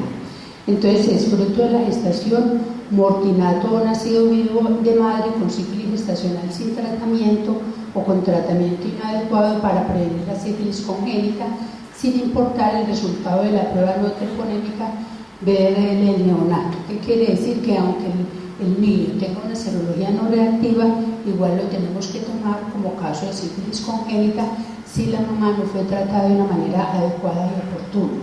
Es importante tener en cuenta aquí que los abortos ya no ingresan como casos de sífilis congénita. Los abortos los vamos a informar al CIVIGILA solo como casos de sífilis gestacional. Esto es algo nuevo. Anteriormente teníamos que todos los abortos los informábamos como casos de sífilis congénita. Entonces, para que tengan en cuenta que ya no hacemos este informe del CIVIGILA. Se considera tratamiento adecuado para prevenir la sífilis congénita haber recibido al menos una dosis de penicilina benzatínica de 2.400.000 unidades aplicada 30 días o más antes del momento del parto. Esto es muy importante para nosotros poder tratar de disminuir las tasas de sífilis. Es decir, anteriormente nosotros teníamos en cuenta las 3 dosis de la mamá aplicadas en el último mes de la gestación.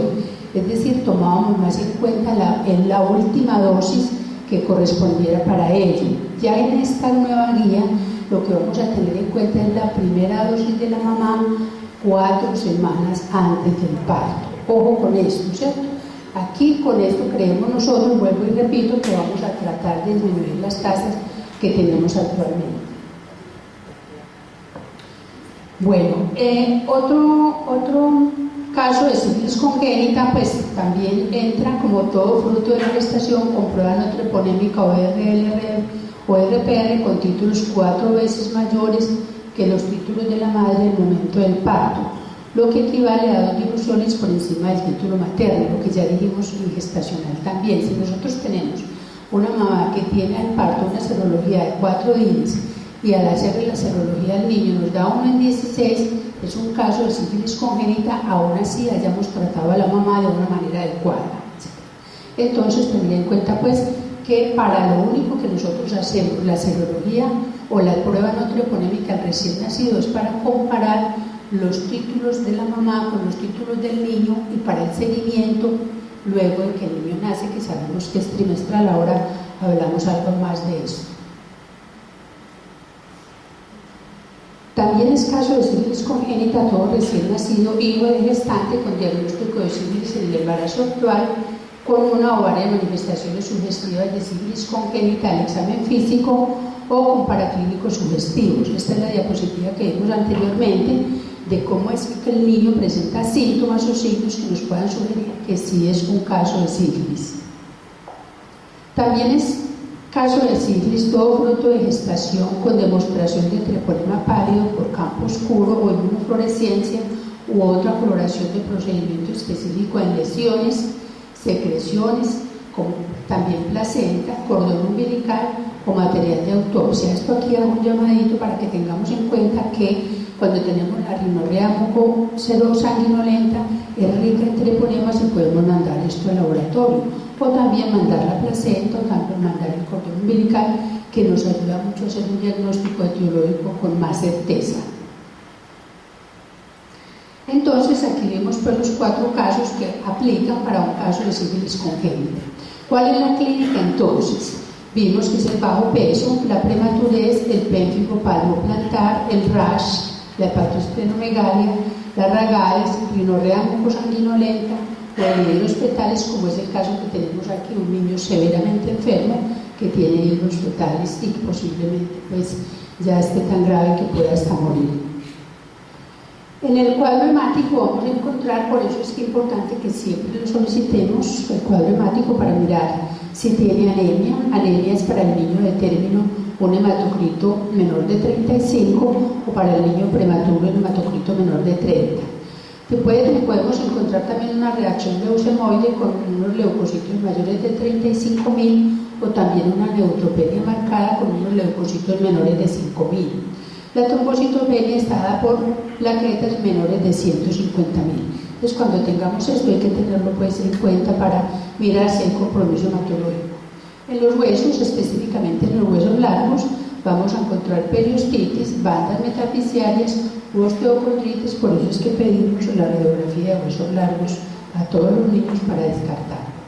En el líquido cefalorraquídeo vamos a encontrar un BRL reactivo o unas proteínas en el niño de término mayores de 50, en el prematuro mayor de 170 y un conteo de células mayores de 25. Cualquiera de los tres nos puede dar el diagnóstico de neurosífilis.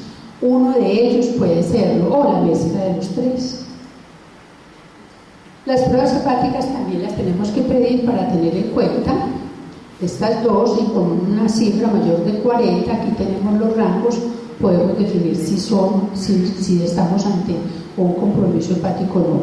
Y las bilirrubinas, cuando tenemos una bilirrubina directa o conjugada mayor del 20% del total de las bilirrubinas. Esto es nuevo, nosotros no lo hacíamos, ahora sí el uroanálisis, que nos puede mostrar una proteinuria, una hematuria o una cilindruria. Al hablar de proteinuria podemos decir el síndrome nefrótico del niño, que se puede causar por sífilis.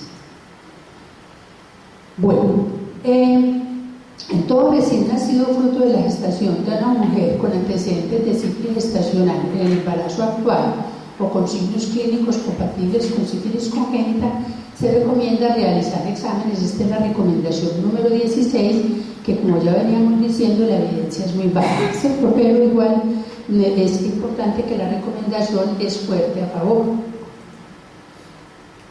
Las pruebas de sífilis en el recién nacido, las no troponémicas, ya dijimos, es para comparar con los títulos maternos y para el seguimiento, y un resultado no reactivo en el hijo de una paciente inadecuadamente tratada o no tratada no descarta la enfermedad, como decíamos inicialmente. Las pruebas treponémicas, ojo, no sirven y no se deben utilizar, no las mandamos en el recién nacido.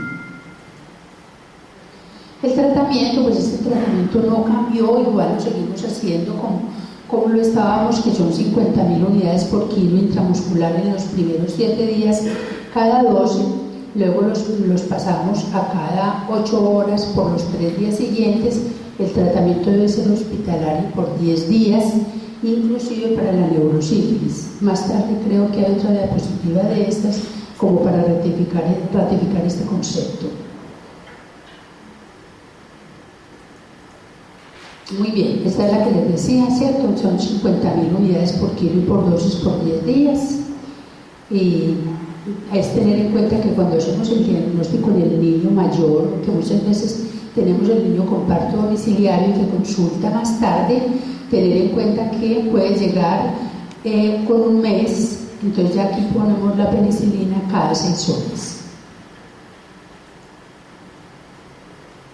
En todo recién nacido, aquí viene la recomendación 18, que dice: en todo recién nacido expuesto que no cumpla con los criterios de caso de sífilis congénita y cuya madre haya sido tratada adecuadamente, se sugiere aplicar una sola dosis de penicilina benzatínica de 50.000 unidades por kilo como profilaxis para la infección.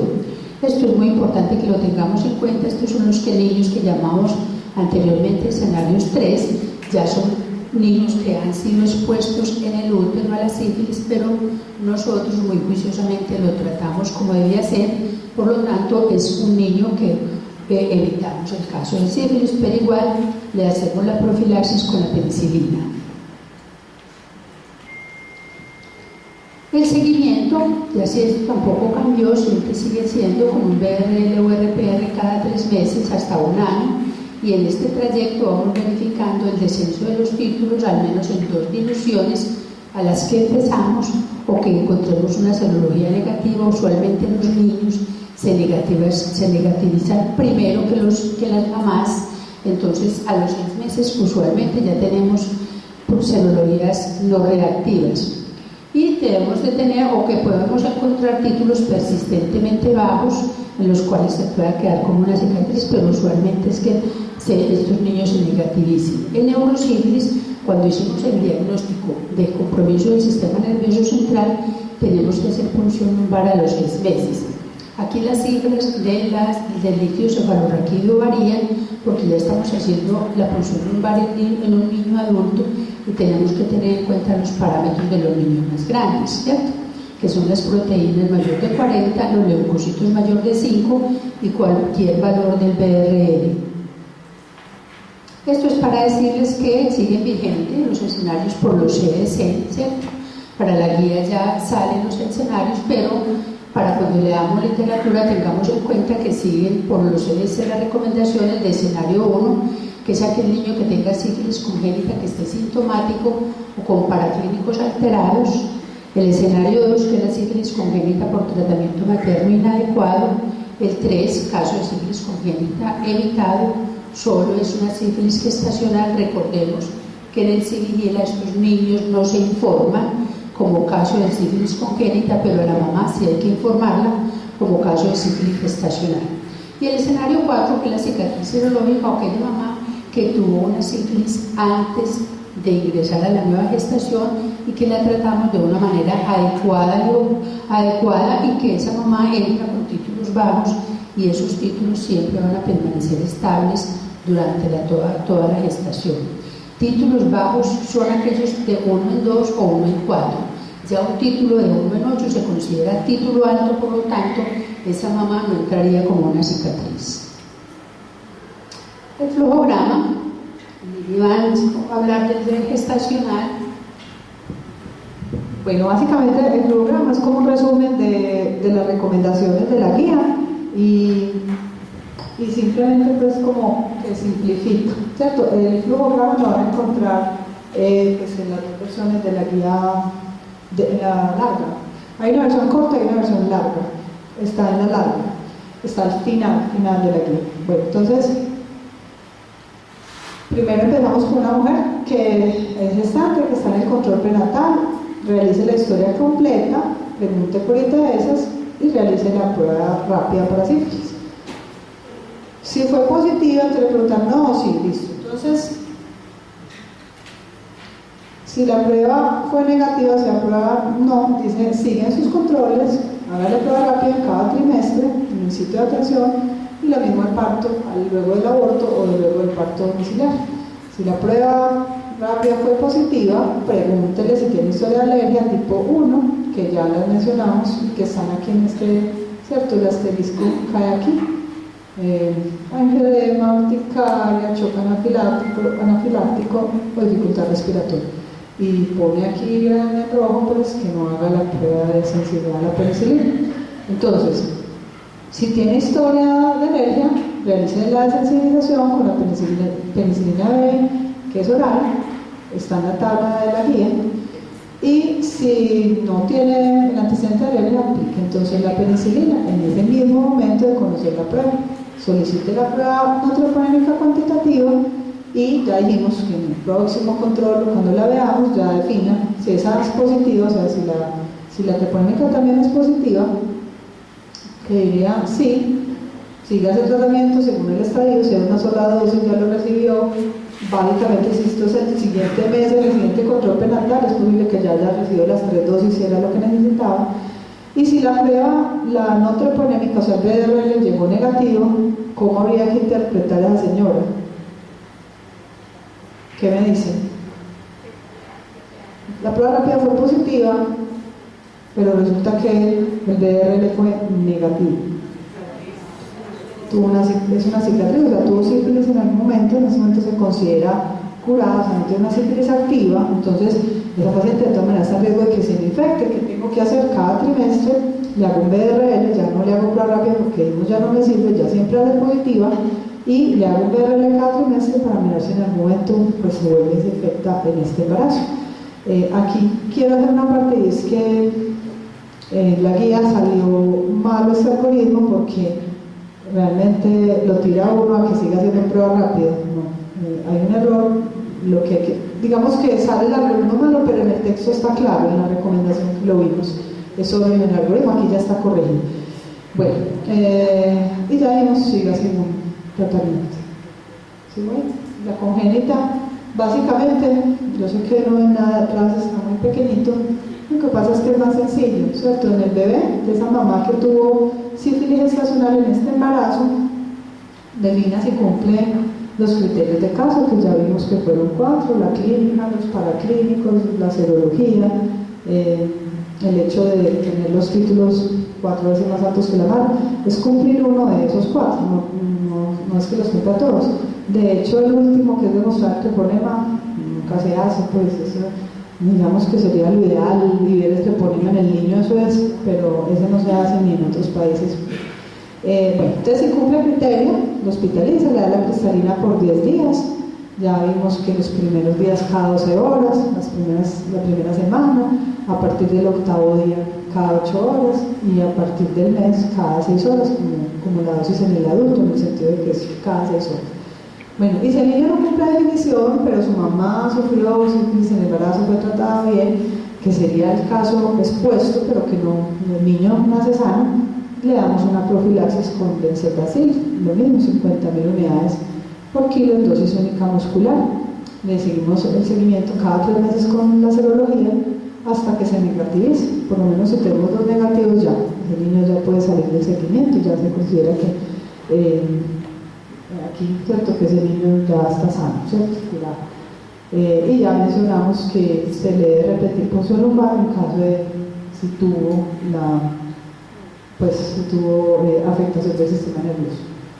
Bueno, vamos a pasar entonces a la parte de preguntas.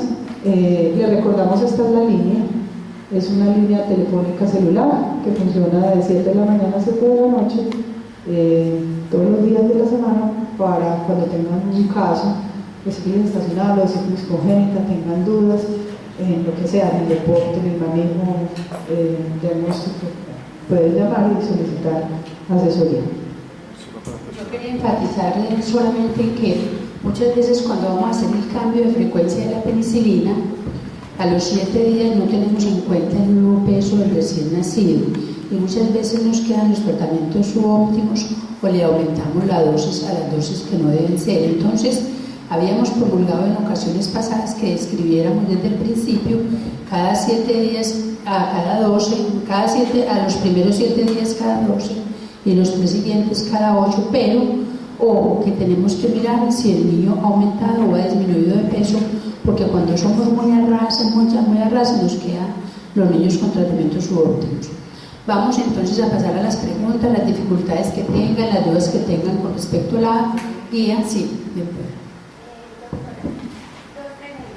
La primera, si tengo una mamá que fue adecuadamente tratada, pero el niño nació a término de bajo peso, ¿consideraría como un caso de sífilis congénita? No, si esa mamá fue adecuadamente tratada, oportunamente tratada, con las dosis supervisadas, y estamos seguros que tuvo un tratamiento bien, ese niño, aunque salga por de bajo peso, que es otra la razón. Ese niño no es caso de sífilis congénita, habría que buscar cuál es la razón por la cual ese niño nació con bajo peso, desnutrición materna, etcétera, etcétera, etcétera. Pero si la mamá fue tratada, no es caso de sífilis. Y la segunda pregunta, si yo tengo un niño que fue tratado al nacimiento y a los 3 meses da un BDL y está 2 divisiones por encima del que estuvo al nacimiento, Sí, ese niño posiblemente se infectó de una manera muy tardía en la gestación, ¿cierto? Pero si usted sabe que pudo haberse que los niños apenas estén empezando los títulos a aumentarse y puede encontrar unos títulos más altos, recordemos, pero nunca que los cuadriplique. Si tiene 2 diluciones más, o sea, mamá 1 en 4, niño 1 en 16, o mamá 1 en 2, niño en 8, multiplicamos por 4, ese niño sí entraría como caso de sífilis. Estás refiriendo a que el niño recibió tratamiento. O sea, es un niño con sífilis congénita y recibió cristalina de 10 días. Digamos que el escenario que estás poniendo no es el usual. El tratamiento con penicilina por 10 días se considera un tratamiento altamente efectivo para la sífilis congénita, incluso para la neurosífilis. Sale la recomendación de la guía que se les dé tratamiento por 14 días. Para neurosífilis es suficiente con 10 días. Lo que pasa es que tu preocupación era que cuando el niño se duplicaban los títulos luego del tratamiento. Esa es la respuesta.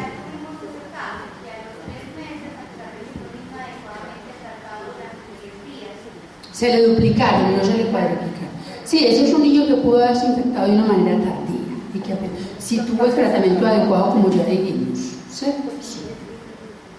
Bueno, a mí me parece que si se trató. Sí, lo importante es que el niño se haya tratado, porque si ese niño no se trató, hay que hospitalizarlo para un nuevo tratamiento, lógicamente. Ella dice que lo trataron, o sea, tendrían que revisar ese resultado, si es que es un error de laboratorio o volverlo a tratar. Porque hay que tener en cuenta también, cuando usted hace al nacer un BRL y le dio 1 en 2, y luego al hacer el control a los 3 meses, hace un RPR, es diferente. Ahí se le puede duplicar, pero esas pruebas no son equitativas, no son equiparables. Y esos casos, en general, en todo lo que hemos visto, nunca pues, no se han presentado, pero igual a ti te pasó. Hay que asegurar que ese niño se haya tenido un tratamiento adecuado por los 10 días a las dosis adecuadas. Sí, Camilo.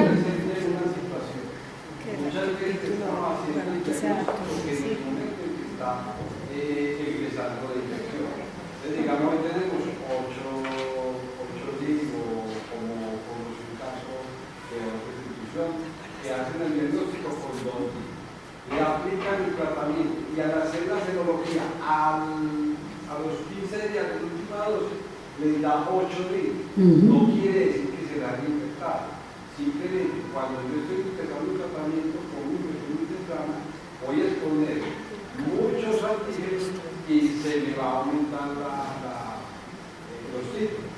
Por eso es que el seguimiento lo hacemos a los 3 meses. Si infectó tardíamente, puede que los títulos iniciales correspondieran al primer momento de la infección. Cuando el tratamiento no se va a dar así. Por eso sería el seguimiento posterior. Otra opción de pronto a considerar es que ese título inicial que dieron al nacimiento es falso, o sea, por decir algo, la mamá tuviera un título muy alto y el niño le dé un título muy bajito. Generalmente el niño, acuérdense que hay paso trasplacentario, entonces mamás con títulos altos, el niño tranquilamente puede tener títulos altos que van a ir cayendo en el tiempo. Entonces, si solo han pasado 3 meses, simplemente puede estar en el descenso y habría que ver si es que no le hicieron suficientes diluciones a ese título inicial, pues como una hipótesis. Más preguntas. Sí. Nosotros en el hospital no manejamos pruebas no treponémicas, o sea, no tenemos pruebas rápidas treponémicas. Bueno, pues lo más aconsejable es que nosotros adquiramos esa prueba para poder aumentar. Hemos tenido en los últimos meses muchos casos y hay un desconsenso, pues hay desinformación en los médicos, porque recientemente, hace 2 semanas, tuvimos un caso de una materna de bastante interés que tuvo su primer embarazo, sífilis gestacional y sífilis congénita. No tenemos reporte después del tratamiento en cuál fue su serología, pero en el momento del tercer en el tercer trimestre empezó el control y los títulos fueron de 1,64 días. Se le mandaron 3 dosis de penicilina, de las cuales se tiene conocimiento que solo se aplicó 2. Al momento del parto tiene un título de 1 en 8 y el bebé recién nacido tiene un título de 1 en 8. ¿Cuál es la manera correcta de bueno, habría que ver, porque como el tratamiento de la madre fue tardío en tercer trimestre, entonces los tratamientos que más fallan para prevenir la sífilis congénita es los que se realizan al final de la gestación. Ese 1,64, pues sin saber los títulos iniciales, es un título muy alto, entonces asumimos pues que obviamente es una sífilis activa, no sabemos el título clínico inicial. Es posible una sífilis más bien reciente por los títulos, aunque ya dijimos, no se puede clasificar simplemente por los títulos. Y por eso es que ella con las 3 dosis pues le bajó como tan bien, le bajó hasta 1 en 8. El niño salió 1 en 8, que es lo mismo de ella. Lo que habría que ver es la primera dosis, pues, o sea, la primera dosis de ella, en qué momento fue recibida. Sí, fue antes del mes. O sea, fue antes del mes. Bueno, digamos que ese caso presenta cierta dificultad, porque según la definición nueva que propone la guía, le dice que al menos la primera dosis de la madre haya sido recibida 1 mes antes del parto. Entonces uno consideraría, por definición, el niño no sería caso, ¿cierto? Mientras el niño sea clínicamente sano, ¿cierto? Ya dijimos, su serología no es mayor que la madre. Ahí habría que ver es la madre, ¿cierto? Hasta qué punto quedó o no ella bien tratada. Viendo ese descenso de títulos, uno pensaría que fue suficiente, ¿cierto? Obviamente habría que tratar de clasificarla para poder decir si para ella es adecuado no haber recibido solo 2 dosis y si en realidad necesitaba 3. Básicamente uno pensaría que 2 por lo menos sí le sirvieron, porque hubo un descenso rápido, no estamos hablando de menos de 3 meses, le descendió pues más de, digamos de 64, debería bajar a 32, 16, a 8, o sea, le alcanzó a bajar 3 divisiones, ¿cierto? los médicos notificaron como casos confirmados de sífilis congénita. Sí, hicieron el análisis. Es un caso de este año. Bueno, ese caso será, obviamente, entrará, como entró en el reporte, entrará dentro de los análisis y pues llegaremos. Pero es bueno socializar la guía con los compañeros, ¿cierto? Claro, Para poder que yo soy un grupo lejano y desde que estoy con todos los cursos de clases y demás, estoy súper interesada por eso mismo, porque hay muchos baches en ellos, porque ni siquiera seguían con las guías, sino con los conocimientos de los profesores, de los compañeros. Entonces es muy importante, pues, lo que le da mucho una socialización de esta guía, pues, para que logremos una implementación adecuada, necesitamos que todo el mundo la conozca para que todo el mundo empiece a implementarla. Y ya sabemos que para implementarla necesitamos que en toda parte haya la prueba rápida. Eso es algo muy novedoso, las instituciones pues las deben conseguir. Las pruebas son aprobadas en Colombia por el INVIMA, hay de diferentes casas farmacéuticas, están en el POS, son pruebas de muy buena sensibilidad y especificidad, hay diferentes marcas, pues obviamente hay unas que funcionan mejor que otras, y son pruebas que, digamos, las instituciones deben conseguir para empezar a aplicarla aquí. O sea, es un hecho que la guía está ya en Colombia, según la habilitación de las instituciones de ANACOS, entonces actualmente las instituciones deben conseguir la prueba. Una dificultad, por ejemplo, que nosotros tenemos a la hora de esta estadística de control prenatal, generalmente con el resultado de la prueba y la serología.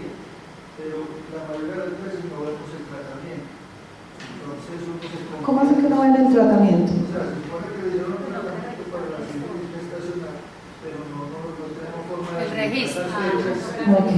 Entonces, precisamente es muy importante y la invitación es, todas las instituciones, cuando apliquen el tratamiento, eso debe quedar consignado en una historia, en un carnet, en alguna parte, que quede muy claro las fechas de aplicación.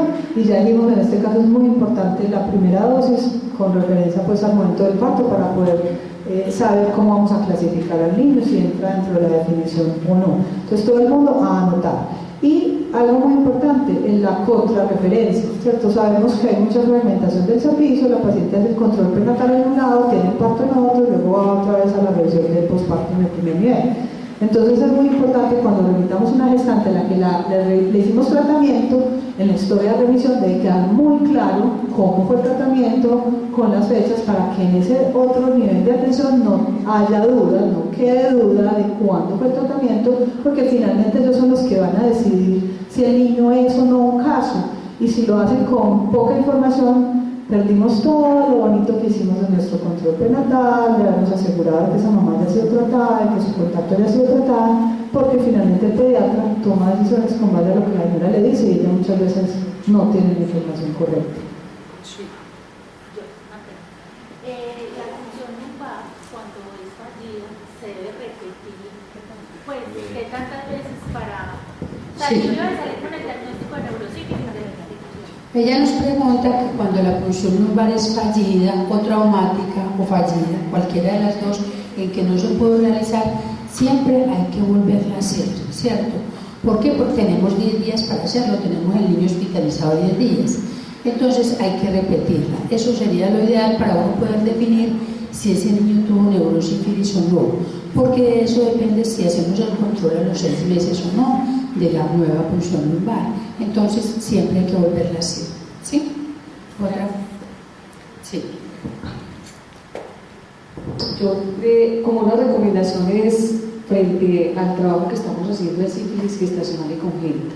Una, para recoger parte como de las conclusiones de lo que hemos trabajado esta tarde, es reforzar el concepto de la necesidad de romper como esquemas que traemos tradicionalmente. Ya mencionamos lo de la prueba de sensibilidad. Lo otro es la necesidad de preparar más gente en nuestro medio en el trabajo en la prueba rápida, porque la norma dice, la guía dice, hagamos prueba rápida en el lugar y tratamiento en el momento y el lugar. Eso implicaría muy bien la oportunidad de atención. Ya hemos hecho algunas reuniones con la seccional de salud para mirar la posibilidad de entrenamiento específico a través del laboratorio departamental a profesionales o de enfermería o bacteriólogos que hagan correctamente las pruebas rápidas. La otra cosa es la compra de pruebas rápidas adecuadas en un laboratorio que esté debidamente autorizado por el INVIMA, sería como lo a tener en cuenta. Lo otro es tener muy claro que habilitación de la seccional, que ha sido una de las, entre comillas, excusas para no hacer el tratamiento en consultorio, habilitación está diciendo, yo no estoy pidiendo que habilite el servicio de inyectología como es la creencia de algunos. El servicio de inyectología no hay que habilitarlo, habilitamos la consulta externa, el consultorio médico de enfermería con los procedimientos que allí se hacen. Por lo tanto, si en su centro de salud que estamos en Medellín tenemos un consultorio habilitado, allá podemos hacer diagnóstico y tratamiento oportuno. Ese es un trabajo que se nos viene. Y la otra recomendación como importante es tener en cuenta que la vigilancia epidemiológica es un ciclo. El equipo de sífilis viene haciendo un trabajo muy juicioso en el análisis del caso a caso, y con el equipo de calidad estamos haciendo visitas a las instituciones para hacer el seguimiento a planes de mejora. Acabamos de cerrar 2014, sabemos que Medellín tuvo 43 casos de sífilis congénita, como 202 que me parece casos de sífilis gestacional comprobados, y entonces a las instituciones les hicimos visita cada trimestre para hacer seguimiento, no solamente al hecho de que estén haciendo los análisis dentro de la institución, que es muy importante, sino también que estén haciendo los planes de mejora.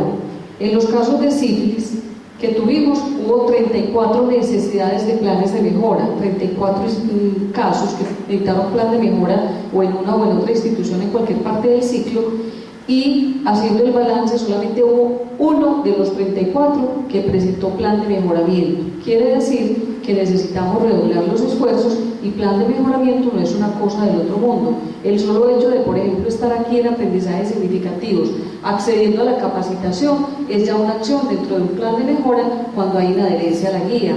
El solo hecho de, por ejemplo, decir, vamos a hacer unas llamadas a la guía de asesoría de sífilis, es documentarlo e incluirlo en el plan de mejora institucional. El hecho de, por ejemplo, pedir si es necesario el equipo de sífilis está dispuesto a hacer algunas asesorías directas a instituciones de Medellín, que por el marco del convenio tenemos la posibilidad de hacer alguna asistencia técnica directa, nos dicen en una EPS, mire, reunimos los médicos y las enfermeras y hagamos una asesoría, la concertamos con el equipo y eso puede ser parte del plan de mejoramiento. Hay teleconferencias grabadas en la plataforma, es decir, hay muchas posibilidades de dar respuesta positiva a esos planes de mejora, porque necesitamos es disminuir las oportunidades perdidas de tratar bien a las mamás y a los niños. Entonces, como una de las recomendaciones finales para lograr una mejor adherencia a la guía, y más ahora que tenemos una nueva. Doctora, pues. ¿Cuál es la experiencia que tiene con respecto al seguimiento de los casos de para saber qué tanto niños, digamos, tienen una reactivación o a cuánto se les hace la función lumbar como tal? O sea, ¿cuál es la experiencia que tenemos? ¿Cuántos niños están perdiendo? ¿Qué porcentaje se pierden? La pregunta de la doctora es que qué conocimiento que damos nosotros del seguimiento a los niños de sífilis congénita, es decir, a los 3, a los 6, a los 9 y al año. Verdaderamente es muy poca, ¿cierto? Porque en general en los primeros niveles de atención donde regresa el niño, o la mamá no lo lleva a los controles cada 3 meses, o el niño consulta el programa de salud infantil al programa de crecimiento y desarrollo y no recuerdan que el niño tuvo sífilis, no se revisa la historia y definitivamente es muy poco lo que tenemos de seguimiento. En cuanto a la punción lumbar, la mamá hemos solamente conocido un solo caso en el cual la mamá lo llevó a revisión para hacer la punción lumbar y definitivamente la mamá no dejó que le hicieran la punción nueva. Entonces es una dificultad muy grande, tenemos que ser muy claros cuando tenemos un niño hospitalizado de que la mamá sea adherente a esos seguimientos, tanto ella como el niño, ¿cierto? Pero en realidad, doctora, no tenemos casi seguimiento de los niños. ¿Qué otra preguntita?